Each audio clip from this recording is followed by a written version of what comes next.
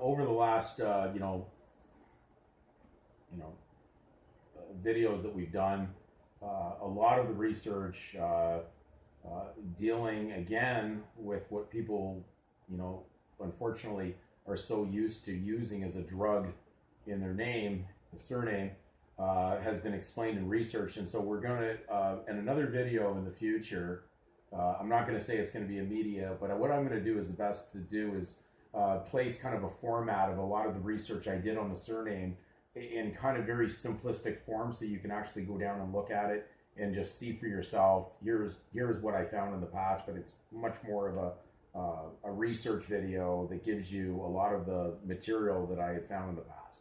Things like project surname, Yale and Cambridge studies done on the implementation of the surname, so that you can get a better focus on it. Now, I'm reading out of a book, and we're leading to the mark of the beast thought in this video.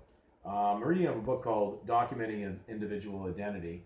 Fairly modern book, but it goes through the whole idea of trying to control the population of people.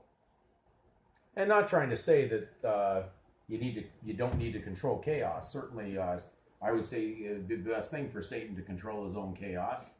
But certainly he should not in any way trying to think that he's going to pull it off with God's people. But as far as this book goes, it gets into kind of the minds of those that are definitely in the satanic synagogue pool of evil. So in this book on documenting individual identity, they quote on page 64 and 65,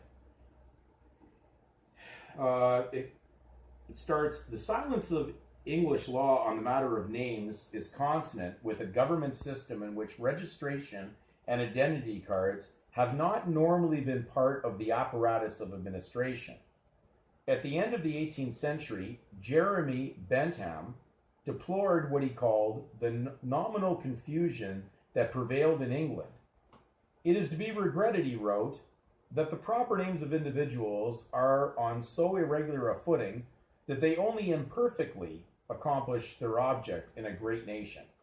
He suggested the utility of a new nomenclature so arranged that in a whole nation every individual should have a proper name which should belong to him alone." Well, of course, on a Christian name that would make sense, because your proper name is your Christian name. That is the property. The rationalized system of legal nomenclature would include family name, a single baptismal or forename, and place and date of birth.